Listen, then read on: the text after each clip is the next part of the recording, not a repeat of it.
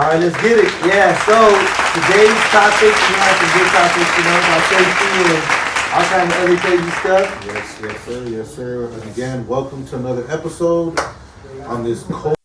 First, you notice that it's getting a lot colder right Oh, now? it's the first of the month. We can't forget about that. It's getting super cold. Hey, the first of the month. Tomorrow I'll be eating good. Man, and shout out to all the parents. We're at that time of year right now where all that football's going on and it's close to the end and the cheer and all that. Shout out to all the parents out there. Congrats to you for the new.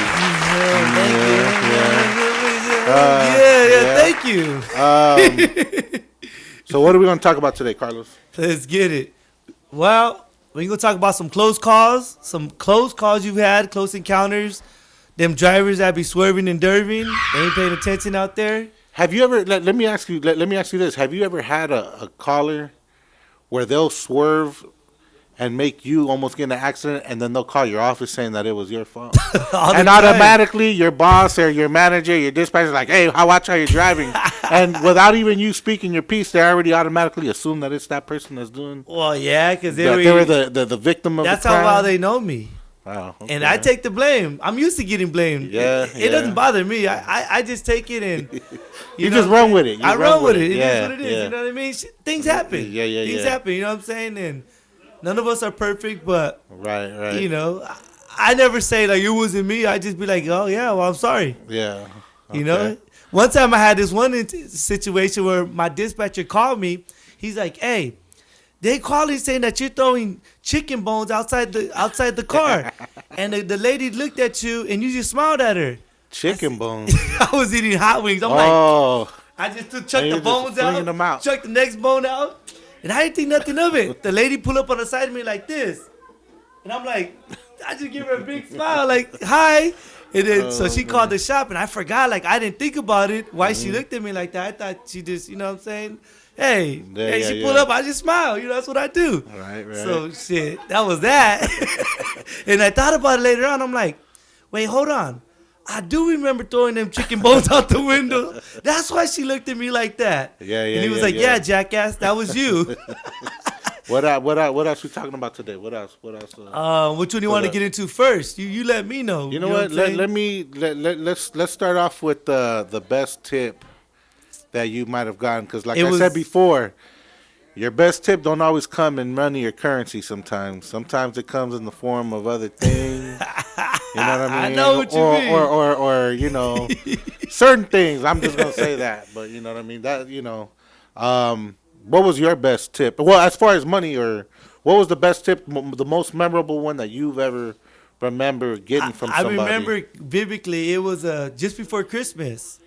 I always share with the drivers my story, my family, my experiences, and all that. And they like to hear my stories for some odd reason. So I dropped them off, and he slid me 100. I don't look at the tips, mind you. When I'm just like this. You look at it after, So I grabbed a tip and I just slide it in my pocket. I don't think nothing of it. You look at it after. I close the button, make sure that button's on my t-shirt. It'll come out. Make sure that button's closed. So I close that. Drive off. I'm driving up the street. I'm like, yeah, let me see what he gave me. Oh, shit. I'm like, damn, good looking out. Close the button back up. Make sure I don't lose it. And it was $100. One time, this was in Costa Mesa. I want to say it was about, it's been like 4 years ago. I was working in Costa Mesa. And same thing, like, it was just one of them mornings where it's, like, gloomy, and I didn't feel like going to work, and you know what I mean? But that's like they say, sometimes you'll get the biggest tip from the people you least expect, as opposed to somebody, is driving a $100,000 car. They don't even give you a thank you or nothing. But absolutely. this guy was super cool. He was buzzing it. And it was already, like, 7 in the morning, but he was going to go play golf with his buddies. And he just, I don't know, his day was ruined because this was like a BMW M6. And for whatever reason, he couldn't get his rim off because the lugs were on too tight. And I was like, don't worry about it. I'll get it for you. And I got it off for him. We towed the car only like 2 miles down the street to the dealer. Mm-hmm. And then for whatever reason, he's like, man, I'm going to be honest with you. I've been buzzing it because I've been, playing golf with my buddies. Man, I don't even want to walk back home. I go, you know what? Don't worry about it. We're going to drop the car off. I'll bring you back. It's only 2 miles. So, oh, are you serious? Like, yeah. I'm like, yeah, it's not a problem. So we dropped the car off. as we're coming back, there's a Citibank ATM. He said, "Stop at that ATM real quick." Yeah. I said, "All right, yeah, cool, no problem." I figured $20-$40. Yeah. The man gave me $200. Oh wow! Just to give him a 5-minute ride back home. Nice. That was a good buzz. Yeah. Oh, yeah. That was really, he was really buzzing. Man. Yeah. Give him some more. That'd have been a $500 tip. But hey, I like the ones where they say, "Oh, I don't got no cash." You know what I say? Oh, I got hey, you got Zelle? Yeah, I got Zelle. See, I've been getting tips like that too. Zelle, Venmo. Hey, it worked. There's no excuse. Cash App. There's no excuse. There's no excuse. An IOU is what I don't take. I'd be like, keep the IOU. Another great tip that I got was I'll never forget this guy's name. His name was Leonard. Super cool. When I called him on the phone, told him, "Hey, I'll be there in 15 minutes," and he was just stressing. I get there and he had like a little old school minivan, like the Aerostar. Yeah. Like one of those little minivans. Right. And I told him, "Hey, well, you know where we going?" He goes, "Oh, man, we're going all the way to San Bernardino." And he was stressing. I'll go, "Hey, what's going on, man?" He goes, "Look, you're not going to be able to take me with your truck. You're not going to be able to tow this." I go, "Why?" He opened up the slide door, and from top to bottom, from back to front, there is no space in that truck. Oh, I remember it. You were talking about all those pounds of weed. No. No. Oh. They were filled with shoe boxes, all Nike shoes. Okay. The only space there was just enough for a driver to be right there to drive the truck. And he's all stressing, and then, I'm towing him. I said, "Don't worry about it. I'll take you. It's not a problem." So we're towing the car all the way down the 91, going all the way to San Bernardino. Yeah. We passed the 15 freeway, and he's just like, and I'm just like, "Hey, what's going on?" He goes, "Man, well, all those shoes, I own a shoe store, and, I have my storage not too far from the mechanic, but I need to unload this stuff, but I got to go to the mechanic first." I said, "Look, don't worry about it. I'm here for you. Don't worry about it. We'll go to the storage unit. I'll help you unload all your shoes. We'll take the van to the mechanic, then I'll drop you off at home after we." Yeah. He was like, "Man, you're serious?" The whole time I'm thinking, "Man, I'm about to get hooked up with some shoes or something." Yeah. And I was just waiting for him to say it, and he was like, "Oh man, thank you. You're a lifesaver." And right, I want to say maybe 1,000 feet right before we get off on the exit to go to the storage unit, he hit me with it. He said, "Hey man, what size you wear?" And right then and there, I said, "Cool, I got him. I got some shoes." I already knew. So I said, "Hey, I wear 12. He's like, "Okay, cool." So when we drop off, we went to a storage unit. He has a bunch of closed shoe boxes because he has a shoe store. And he tells me, "These are all 12s on this side. Pick 2 pairs of shoes, any of those that you want right there, and get you about 5 shirts over here, Nike shirts, brand new, tags, everything." Damn, come so I came up. I came up on some Griffeys, the old school Griffeys, and then I believe they were the 4s, the hot red 4s, the Jordans. I bet you I got a better one than that one. What's that? Check this one out. So we have a tractor trailer. It's a small yard. Yeah. It's no space to move around. Mm-hmm. But with my skills, because I go hard on myself. Like, I don't just take the easy route. You want to challenge yourself. So I had a tractor trailer. He wanted it in a specific spot. VIP. Right, I did it. Went and did a big old snake. Bam, bam, bam. Jackknife. Ripped my light cord out and all that. You know what I'm saying? Did all that 9, everything. Got it exactly where he wanted it. He didn't even say thank you. He just signed the receipt, took it, and bounced. No way. No way. You serious? Man, I'm in my mind, I'm like, I'm about to get $100. I've had those. That's what I'm saying. You'll do the most for some. You'll do the most for some, and you're thinking, and you'll get nothing. And you do the smallest thing for somebody, and get flashed or something. Yeah, like, at least you know what I'm saying. You're gonna get something. Where those come from? Yeah, but I've heard some buddies. Yeah, $100, $150. I had a buddy. I think he told a Lambo and a Bentley to a music video shoot for, I think it was Chris Brown and Tiger. They had like some music video going on in downtown, and they gave him $400 for tip. I had to unlock a car for this girl one time, light duty, when I was doing my light duty AAA days. Mm-hmm. I popped the car open, boom. She's like, "Oh, here, I got some weed." I was like, "Nah, I don't I've gotten those too. I don't smoke weed." I've gotten those too. So I was like, "Nah, I've gotten offered weed, beer, everything you can imagine, syrup, pills." I'm like, I don't mess with none of that. Yeah. I gotta have a clear state of mind. Right. About being sober out here in these streets. Right. Now while I transition to our next topic, opinions on dispatchers. Now, have you had dispatchers where they'll try to dip into your tip and say, "Hey, you know what? I have throw me a little something because I'm getting." Oh, okay. Unless they were acting like they were joking, but I didn't give in to the joke. I'm like, nah, this is my tip. Like, you know, if you're like, oh, you owe me half. Right. But I think they were joking. A lot of my dispatchers are hella cool. Yeah, that's on to the next subject. I only had a problem, you know what I'm saying, with a few, but here and there. Dispatchers to me are like drivers. Some can be cool, some can be some effed up ones, or some will just have. There's always one that you'll know from other companies that you never even met, but you've heard of, that they're just some straight punks or this and that, or they're super cool.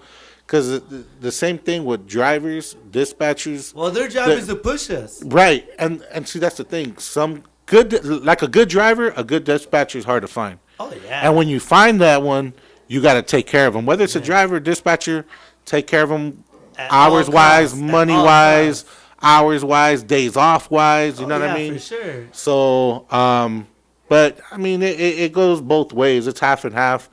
Dispatchers, I mean, I know they get a lot of flack, but it comes from the management, I think, sometimes to where they make it seem like it's like, hey, it's the office against them. Yeah. You know what I mean? When it shouldn't be that way.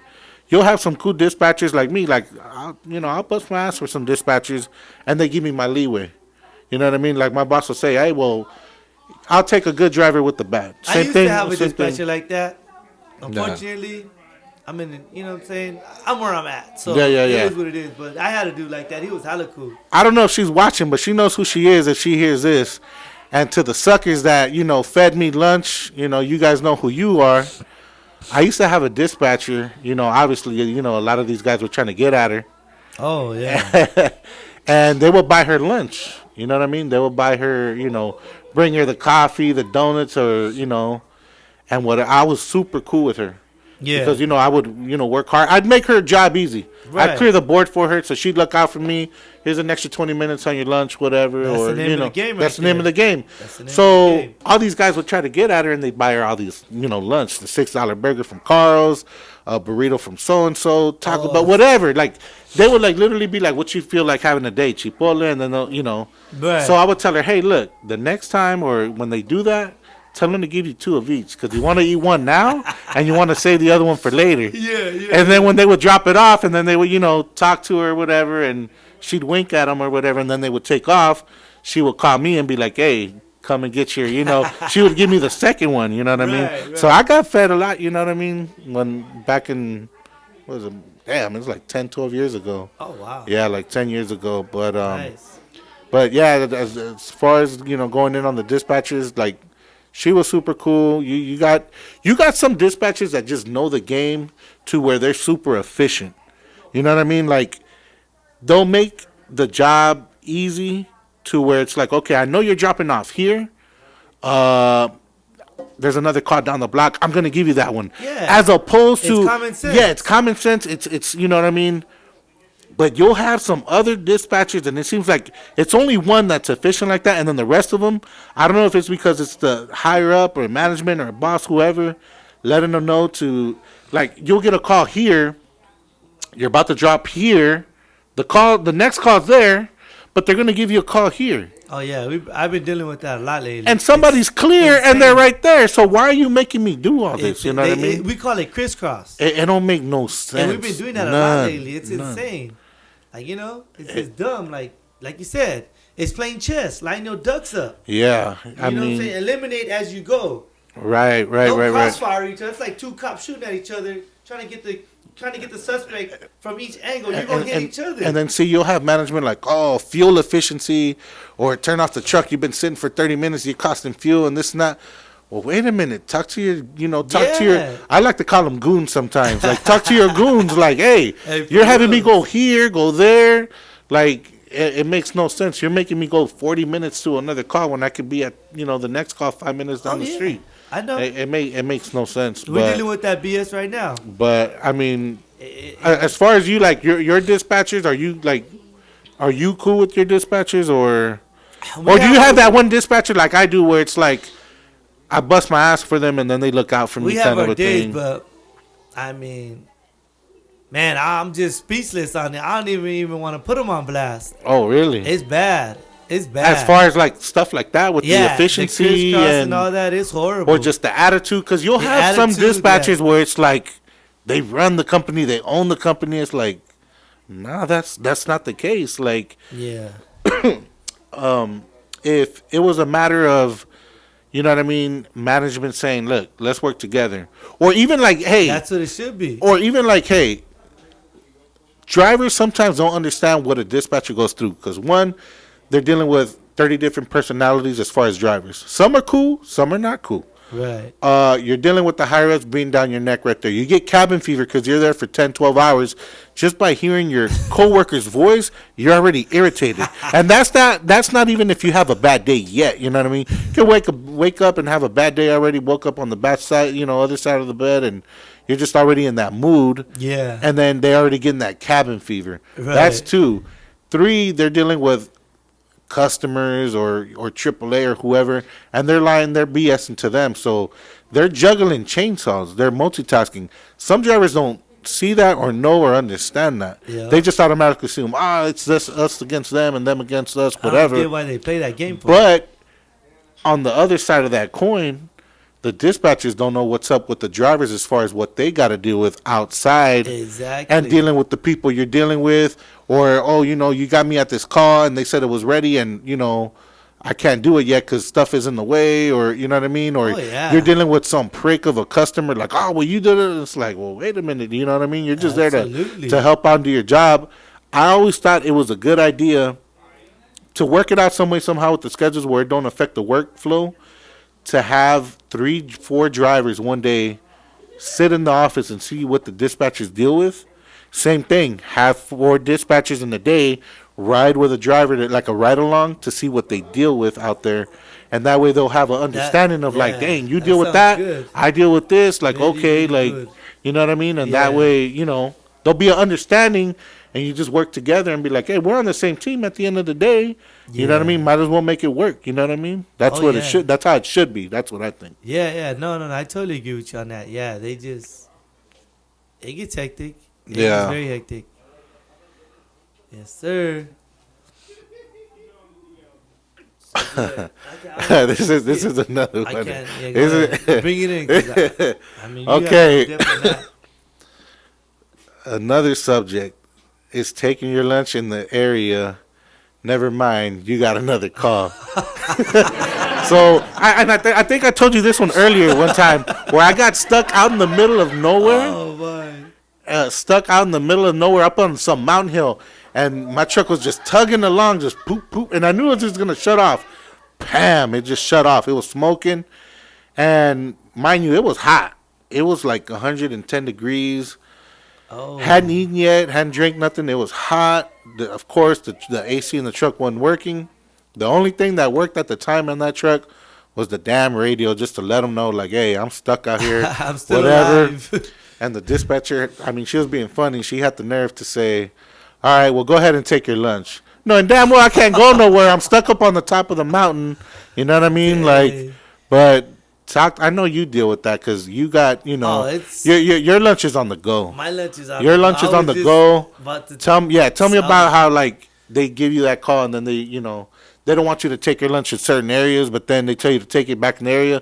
But once you come, you got another call. Yeah, they got me good today. Today was a good one. Today was a good one. Yeah. I hear everybody getting a lunch break. I'm like, maybe if I bust out these calls quick, I'll get a lunch break. Right. Sure enough, I'm like, bam, bam, bam. And you think you're doing good by doing that? Like, okay, I'm they're gonna look out for me. No, but they run. See, the thing is, they run that driver that's running and running. They don't look at it like, well, he's working hard. Let me give him a break. Right, that's how it should be. The way they look at it. Well, he's freaking running. Let's run him till the day's over. Yeah, till the day's over. So, whatever, long story short, I'm over here, bam, busting out 3 calls back to back. Boom, boom, boom. I'm like, cool. He got a lunch break. He got a lunch break. Not that I care, but I hear it. So-and-so got lunch break. So-and-so got lunch break. I'm like, maybe they're going to give me a lunch break. Sure enough. Yeah. Go ahead and take a lunch break. Right. 15 minutes into my lunch break, they say, I just sent you a call. Why y'all gonna ruin my lunch break? At least let me get my food 30. Yeah. Don't even. Or they'll just stack the call. They'll stack the call on you, like, you can't even enjoy it because you already know, like, they got that waiting for me. Exactly. That's not cool. Yeah. So I'm that's over the worst. So I'm like curious. Let me see what they got. So I look, and sure enough, Santa Maria. Ooh. That's 150 miles from LA, one way. So I gotta go one way, 150 miles, and come back 151 miles. So they figure, let me feed him so he don't have to make no stops on the way. Wow. Sure enough, that's exactly what I said. See that's so I ate my food, and then I just headed to the call. I did exactly what they wanted me to do. See, it's crazy how we're programmed. See, that's the thing. And for some drivers who really get annoyed or just ain't got no shame in their game, that's when they turn into that private eye detective driver where they say, where's your 20 at? Where's your 20 at? Hey, where you at? Why am I getting all the call? Like, wait a minute. Are you on your lunch? Where you at right now? Well, let me call the office. Hey, well, you got so-and-so over there. You got so-and-so over here. Yeah. They're not on lunch. It's not time for them to go. Well, why are you giving me that call? Don't worry about it. Go run your car. Don't worry about other people. Worry about yourself. Exactly. And it's like, hey, well, I'm trying to be efficient here. Like, help me help you out to do your job. But they look at it as an offensive thing. Like, oh, don't tell you what you telling me how to dispatch or whatever. And yeah. See, I didn't make a fuss about it because I know the other guys had ran far, and whatever. So I was like, whatever. You know what? So it's a matter of everybody just being ran. Everybody's being ran. Everybody gets their day. You know what I'm saying? And I'm not going to sit here and say every day's mine, but it is. But I'm not going to say that. Right. But it is. But I'm not saying that. Right, but it is. Right. So that's how it be sometimes. I just happen to be that lucky guy. You know what I'm saying? And they're like, oh, well, you're the big dog. You're the top runner. I'm like, but see, that's them patronizing. That's the one thing to give you props. They already know you're good. But another thing is patronizing, trying to do reverse psychology. Oh, what? You can't run? You can't do this call? Oh, yeah. You know damn well I can because I do all day, every day. Oh, yeah. But you're trying to make me seem to where I'm like, oh, yeah. Exactly. You're doubting me? Well, let me do it so I can show you. I show you all day, every day. You know what I mean? Like, yeah. So how do you feel about working with other players, other team players?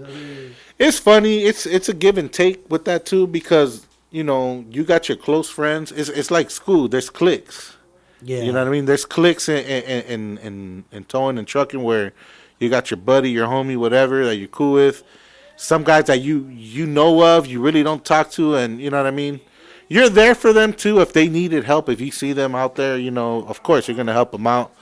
But then you got those one. There's always one that thinks they own the company. That guy will be the one acting as if he's writing his signature on your check. You know what I mean? And a lot of times, well, maybe half the time, they're probably the ones that think they know it all, and it's like, dude, well, not for nothing, but I know more than you do, and you know what I mean? I worry about myself or whatever, you know what I mean? Like, yeah, that's why me, I just worry about myself. I mean, I hear all the chisme, I hear all the drama. I don't get involved. I don't get involved. And I put 1 cent in. I try to keep the 2 cents out of it. I throw a cent in there, you know what I'm saying? This is how much I mind my own business. My boss had told me, hey, so yeah, go over there and help Austin out. He's over there on 105th and so. Who's Austin? Man, he's been here for a year. I don't even know half the guys that I work with. Why? As soon as I come in, I clock in, sign my stuff out, and I'm gone. Same thing when I come in to clock out. I didn't even hear the joke. I didn't hear who's chilling with so and so. They got the party this weekend. I don't. Clocking out and I'm gone. You know what I mean? I have one or two. I have one or two that I talk to. You know what I mean? Right. But they're drivers though. You know what I mean? And that's it. You know what I mean? But I don't get involved in no politics. No, it's just another. Politics. It's just another a kind of worms or just headaches that you could be involved in, and then your boss will call you in and be like, "Hey, so what happened?" You can't tell me nothing because I don't know nothing because I wasn't around for nothing. That's the best. I tell you, like I tell the judge, I don't know nothing about nothing and nothing about nowhere. Yeah. So how you like the politics? That's the thing. I don't get involved. I can't. You know what I mean? It's probably worse than jail when it comes to the politics inside there. Like, you know what I mean? And just like jail, I'm sure it could be just petty, just something, just stupid, just something over nothing. You know what I mean? Yeah. Because that's the cabin fever inside a tow office. You know what I mean? They like the drama. They like the drama. You know what I mean? It's they just thrive off of it. It's just something for them to do. Most of them ain't got 8 kids to come and go home to deal with, so that's their entertainment for the day. And see, that's the thing. I give props to guys that got stuff like that, like you, and just get it done. Yeah. You know what I mean? Like real recognize real. You know what I'm saying? Right. Because I can see that, and it's like, okay, you're a hustler. Hustler don't mean you're selling dope. A hustler's a person that's waking up every morning and do what they got to do to provide or whatever. Oh yeah. That's a definition of a hustler. But you'll have some people, and there's some that are at work where they just got everything handed to them, home, don't pay nothing, living at home, mommy and daddy, and still look at the job as if like, damn, this is hard, or you know, or I'm not doing that car, this and that, and it's a headache because management will protect them, and they'll just say, oh, well, you know what, I'm not gonna have them run that car because they feel like they're gonna damage that truck or whatever, you know what I mean, the car, vehicle. And it's like, well, I mean, how are they going to learn? You know what I mean? Because I was the same way. Right. But I'm not going to call and raise my hand. Like, if I raise my hand and I need help, it's probably because I need to push something that you know what I mean? Right. But that's the only time. If not, I'm wenching stuff out, pulling, pushing, whatever. Yeah. The least thing, see, like me, like I was guilty of it way back. I would just talk a lot, but I would walk my talk.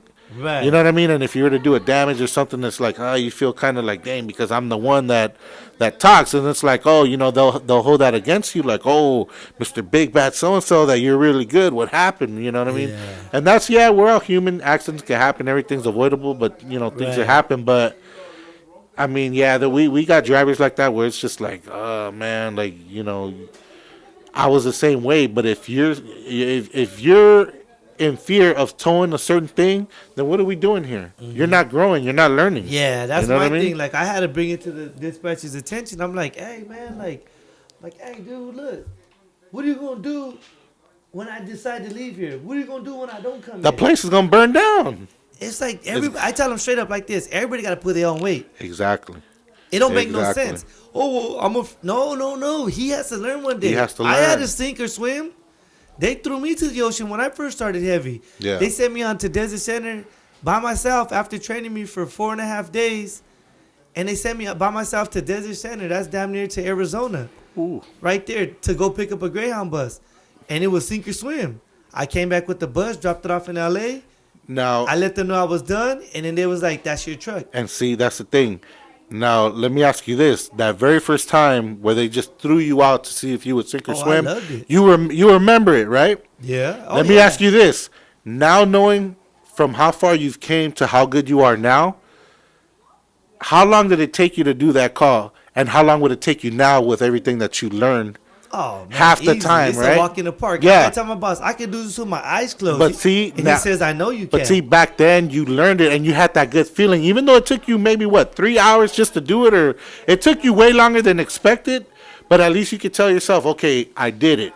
But now I look back on it, it's like the next day or even that same night after you do that call, you'd be like, okay, what would have been more efficient? Oh, of course. What could have? You learn as you go. You learn as you go. Now, you know what I mean. You probably do that same call, which, like you said, your eyes closed and you do it. You know what I mean? Oh yeah. That's the growth. You know what I mean? Exactly. And we got drivers that they baby them. They just like, no, you can't do that. Can't do this one. Or they got those guys that want to get off on that they don't want the 6 o'clock special. They'll cry to avoid. They'll I got a personal homie. They'll threaten to quit. Personal buddy that he's guilty of that. As a matter of fact, we call him I ain't doing it. Oh, I ain't doing it. I ain't doing it. I'm going to get a T-shirt made with quotations. I ain't doing it. Everybody calls him that. Like, yep, I ain't doing it. Like, oh, yeah, you know. But, yeah, he knows who he is. He's watching. You know who he is. Oh, really? Yeah, about that tall bald, yeah. I know that guy. Yeah. I know the little homie. Yeah. But, so hey, that's the thing. It's like, come on, man. Everybody got to wear their big boy pants. Yeah. Mommy and daddy is not here to wipe your butt. Yeah. Come on, pick up your freaking because dirty socks. You know what? These guys don't have no shame in their game. I've even had some where they straight told my manager, don't give me this type of vehicle, this vehicle, and this vehicle. Oh, man. And then he just turns around and, but throw them in the bathroom. Put them in the closet. Put them in the closet. And old part here. Yeah, well, that's what they do. Those guys, they just old part. Send them as far as you can possibly. Away. Yeah, just send them to Candyland or somewhere. I don't care where it is. Just send them gone for the whole day because you're no use to me. Like, you know what I mean? Like, exactly. You better gone. I want my driver to be a Swiss Army knife. He could do it all. That's you know what I'm saying? That's how I was. I don't just need one. You know what I mean? A Phillips screwdriver guy that's just good at that. You know what I'm saying? Everybody has to be multitasking. You got to know a thing or two about a thing or two. Yeah, you got to know a little bit about, you know what I mean? Yeah, that's a survival. What do they say? You have to use your common sense. What do they say? A man of many trades, but a master of none. Yeah. So you know a little bit of everything. You ain't got to be perfect at one, but as long as you know a little bit of everything, you know you're good. So, but yeah, man, we got some drivers that just, man, they got no shame in their game, but right. And then it's like, well, man, how are they still here? But I mean, me personally, at our company, we've been hurting in the year because we got a lot of rookies and they're doing like a lot of damages and stuff like that. Yeah. But you know what? We've made the turn already to where we got a lot of veterans now, and everybody's good. Nobody needs help, and scores are up, and so it's kind of good. But that's what I was going to get into. Our last subject here was close calls. Your damage. Now, me personally, I'm the type, and I know you are too. We're doing the damage, and it can be the smallest damage because everybody knows you're that gangster, you're that good at your job to where even the smallest damage will just ruin your day. Oh, yeah. You want to go home, you're just like, like. You know what? And then they'll tell you, like, don't worry, it's a $100 fix. Yeah, but still, I am who I am, and I'm that damn good. Yeah. And it ruined the mood. It ruined my day. You know what I mean? Yeah, exactly. You ever had no crazy ass damn... Dude, I remember one time I was driving a Landau, dropping off a bus. It's a really tight corner to get in. I got it in, dropped the bus off. There was a white Challenger parked on the side. It had to be a Challenger. Yeah, Challenger. Brand new one, I bet. Brand spanking new at that. So as I was exiting, I made the left too short.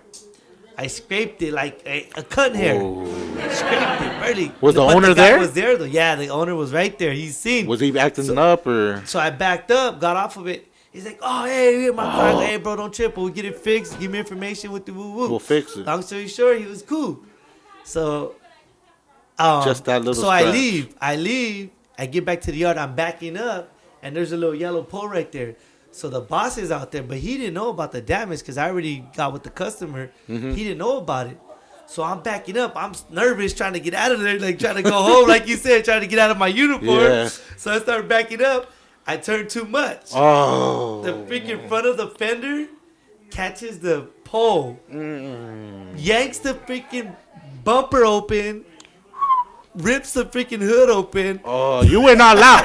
You were not loud. It was just, it wasn't no. My boss is like, he gets the phone call right away from the other incident. Right away.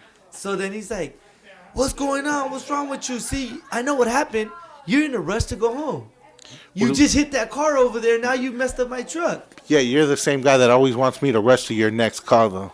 Yeah, but I had first started. I was still new to the company. Oh, okay. That truck was an older truck, though. So luckily, it wasn't. Lucky it wasn't one of the new trucks. It was an older truck. So it was like a little whatever. Right. After that, it took two guys to open the hood. So, but yeah, that was one of my. I just wanted to get out of there and run and hide under a rock. You that drive the big rig, because you guys got air brakes.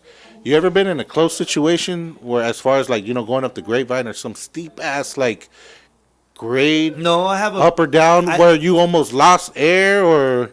No, that right there. Because every time when I go up the grapevine or I go like El Cajon or somewhere like that, and I see those runaway tracks on the side, I get creeped out. I don't know. It just hits my mind, and I'm like, man, I feel for these big rigs. Like, man, I hope God's with them today. You know what I mean? Because it could happen. Oh yeah. You know what I mean? Yeah. You look it up on YouTube or social media. You know what I mean? And you'll see, that dude going up the damn mountain. Sure. Yeah. But you ever had anything or any encounter like that? Thankful that I didn't, but I did have an incident similar to that. So I go to pick up a truck on the 605. So the truck's right there. I back up. I talk to the customer. I'm like, hey, your brakes are set? Yeah. What kind of truck, though? It was a tractor trailer. Oh, tractor trailer. A semi-truck. So I'm like, your brakes set? Yeah. Are your brakes set? Yes. Are your brakes set? Yes. I don't know why. Triple check, yeah. I asked him 3 times.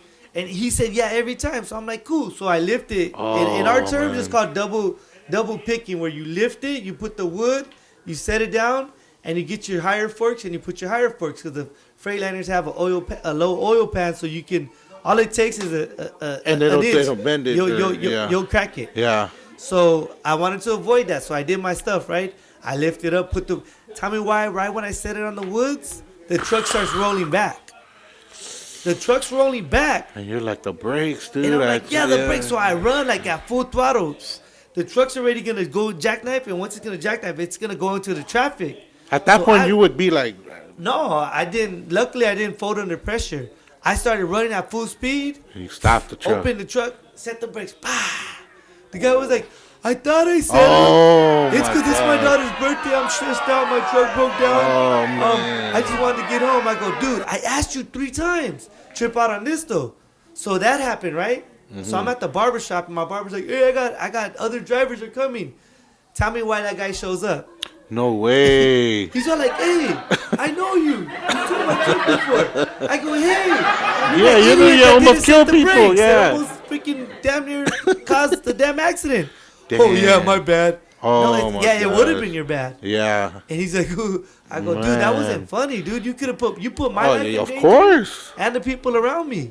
That could have been real bad. It would have been brutal. That would have been on the news right there. Oh, that would have been on the news. Yeah. And it would have been his fault because I asked him 3 times. Man. But yeah, that was a close call right there. See, my story as far as a close call, since you call it the baby truck, I'm in the wheel lift, the baby truck. My close call or encounter. So for all you guys that I work in the South LA area. So there's a street called Figueroa Street. There's a lot of pimps, a lot of girls. Let's just call them the ladies of the evening. You know what I mean? In Spanish they call them las muñecas, or you know what I mean? Las bonitas, this whatever. This is getting good. Let me put my feet up for this one. Yeah. So hold on.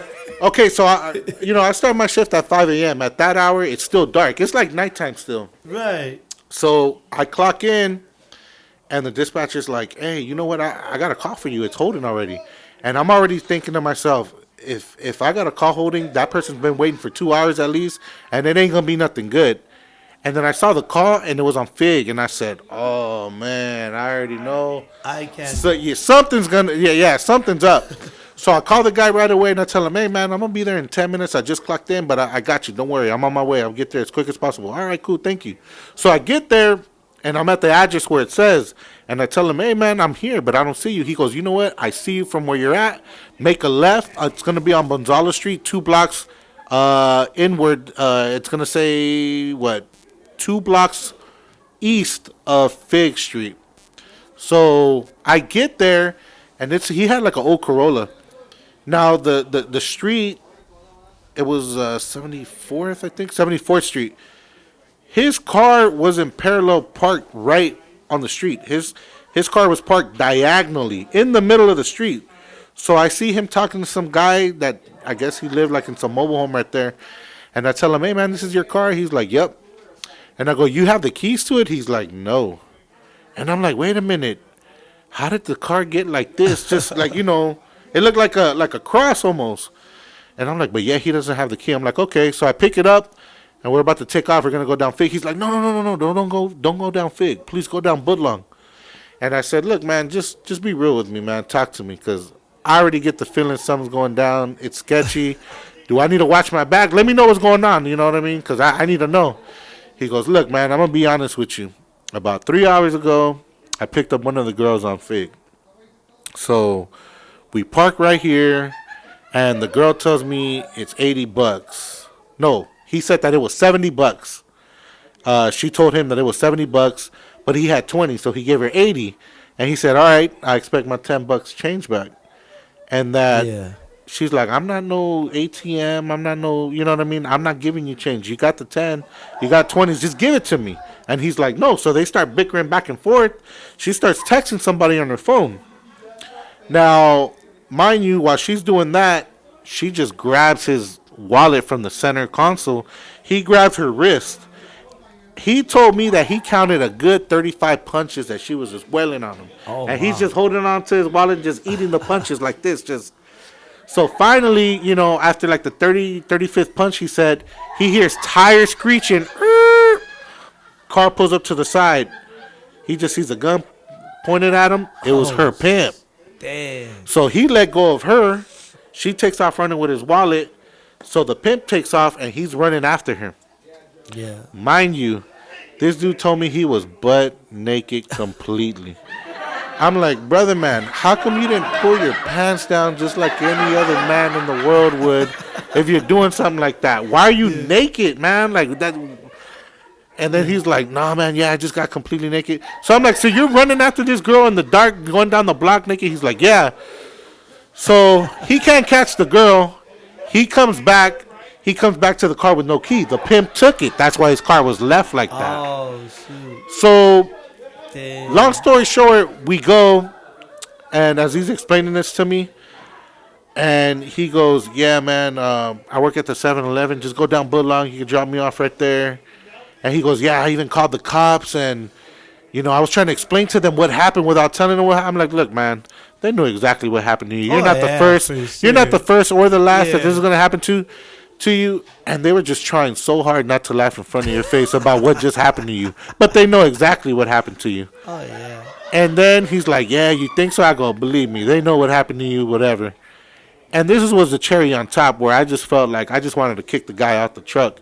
He tells me, yeah, man, this is the third time this happened to me. Oh, I go, brother, man, you just deserve, like, you just asking for this. You know what I mean? That was my only, I would say, like, encounter. As far as being in danger, you know what I mean? Nothing as far as, like, you know, because nothing compares to being in a truck like yours and, you know what I mean, going up some steep hills and carrying something or your brakes going out, but as far as like encountering danger, you know, close call, I would say that would be mine. Just dealing with the type of people, the environment that's where I'm at. But yeah. I mean, it's you know, it's the way you talk to people. You know what I mean? Yeah, if you're cool with somebody, they'll be cool with you, no matter. You know what I mean? It's just that's a respect thing. It's a respect thing. That's all it is. Yeah. So, exactly. Yep. But yeah. So yeah, gonna wrap it up. It was, you know what I mean? Good, nice chatting. A nice little chat. Good episode here with you. Want to thank everybody for tuning in, and we'll be out here soon. We're gonna have, just to let the people know, we're gonna have what kind of episodes? A dispatcher episode, a mechanic episode. Like everybody's gonna tell their sides. Oh, we're gonna have a graveyard episode. Guys that you know. That look like they're 50, but they're only 20 because they've been working graveyard for 1 year. Those dudes, you know, they're grinding it out at night. You know, shout out to them. What other kind of episodes are we gonna have? I think we took bases on it. I mean, a lot of the. What else? What I say? Dispatches, management. Oh, there's a customer side. Want to hear the customer? We got customers. Yeah, customer side. A couple customers out Yeah, here. but we're gonna get into some funny stories, some juicy stories. Yeah, it's all gonna be coming out soon. Oh yeah. And then we'll mix it up. Yeah, no, thank y'all for tuning in. And we're gonna wrap it up right here.